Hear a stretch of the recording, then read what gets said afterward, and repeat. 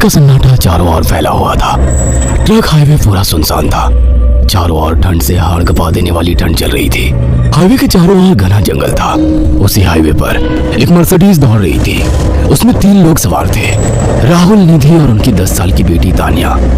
राहुल अपने दोस्त सैफ के घर ईद की पार्टी में शामिल होने के लिए गया था और पार्टी करके घर लौट रहा था। निधि ने मुस्कुराकर ड्राइव करते हुए राहुल से कहा, कुछ भी कहो राहुल, आज तो ईद की पार्टी में मजा आ गया। हाँ, मेरा दोस्त बहुत ही बिंदास और हंसी मजाक करने वाला व्यक्ति है। मैंने देखा उसके घर पर शहर की एक से एक बड़ी हस्ती थी, मगर फिर भी वो उन सबको इग्नोर करके हमें इम्पोर्टेंस दे रहा था। हाँ, देगा क्यों नहीं, आखिर मेरा दोस्त जो है। सच में राहुल, अमेरिका से इंडिया लौटकर बहुत अच्छा फील हो रहा है। वैसे तुम्हारा दोस्त सचिन अभी तक नहीं आया अमेरिका से? निधि की बात सुनकर राहुल चौंक कर बोला, ओह शिट यार, उसका फोन आया था कि वो इंडिया आ रहा है। उसने बोला था कि मुझे एयरपोर्ट पर पिक कर ले। निधि बहुत नाराज होगा वो। कोई बात नहीं, उससे बोल देना कि तुम्हें बिल्कुल याद नहीं रहा। और फिर तुम्हें सैफ की इनवाइट की हुई ईद पार्टी में भी तो शामिल होना था। निधि ने इतना बोला ही था कि उसकी बेटी तानिया ने अपनी माँ की ओर देखकर कहा, मुझे भूख लगी है माँ, और प्यास भी। तानिया की बात पर निधि ने बुरा सा मुंह बनाकर उसकी ओर देखकर कहा, पार्टी में तो इतना खाया था तुमने, फिर भी भूख लगी है। निधि की बात पर तानिया ने मासूम सा चेहरा बनाकर कहा, कोई बात नहीं मम्मी, मुझे पानी ही पिला दीजिए। कितनी बार बोला है मुझे मम्मी मत बोला करो। पानी अभी नहीं है, आगे जाकर कोई शॉप पड़ेगी तो बोतल खरीद के दे दूंगी। निधि की बात पर राहुल ने मुस्कुराकर कहा, छोटी बच्ची है निधि, इतना नाराज होना सही नहीं है। राहुल ने इतना कहा ही था कि अचानक एक काली परछाई राहुल की कार के सामने आकर खड़ी हो गई। राहुल के पैर अचानक ब्रेक पर पड़ गए।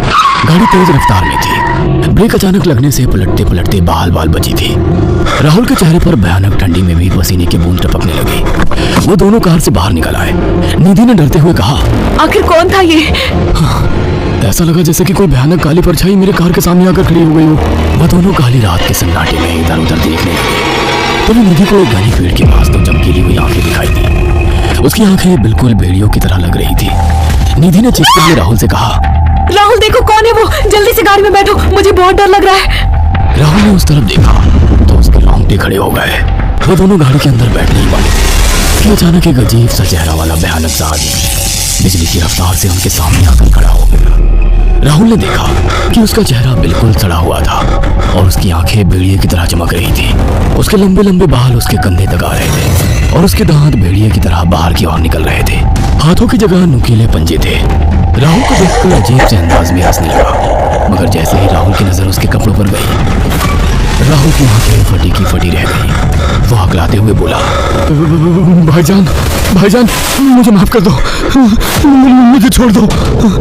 राहुल ने इतना कहा ही था कि अचानक उस अजीब से दिखने वाले भयानक आदमी ने अपने पंजों से राहुल की गर्दन कसकर पकड़ ली और एक ही सेकंड में उखाड़ कर जमीन पर फेंक दी। राहुल के धड़ से लाल रंग का खून का फुहारा फूट पड़ा कि अचानक उस भयानक दिखने वाले आदमी ने निधि को पकड़ लिया और अपने नुकीले पंजे उसके पेट में गड़ा दिए और उसकी अतड़ियां बाहर निकाल दी। निधि के एक दिल दहला देने वाली चीख सन्नाटे को चीर गई।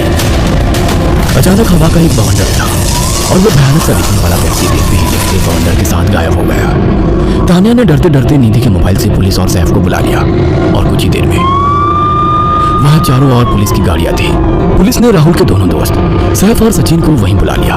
इंस्पेक्टर अर्जुन ने दोनों से कहा, मैंने ऐसी हत्याएं अपने करियर में कभी पहले नहीं देखी। ये काम तो ना किसी जानवर का लगता है, ना ही किसी इंसान का। सचिन कपकपाती हुई आवाज में बोला, आप कहना क्या चाहते हैं? कुछ कह नहीं सकता। जिस किसी ने भी इन दोनों को मारा है उससे एक बात तो साबित होती है कि वो इन दोनों से हद से ज्यादा नफरत करता था।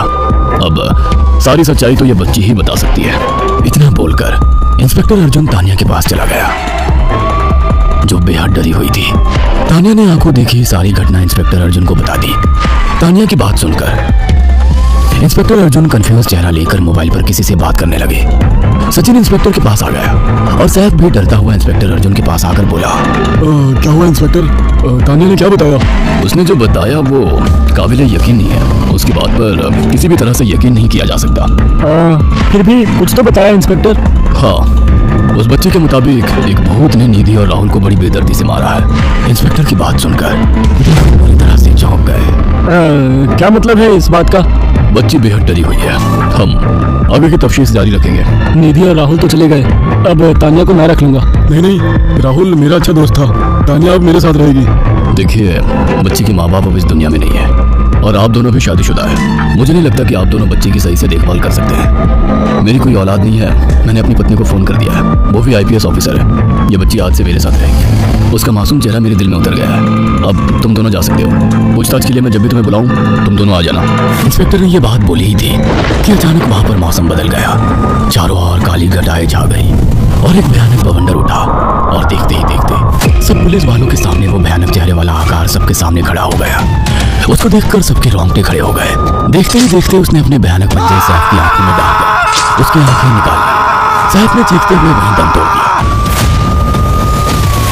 उस भयानक आदमी को देखकर सचिन उसके पैरों पर गिर गया। तुम तो भाईजान से कपड़े पहने हो।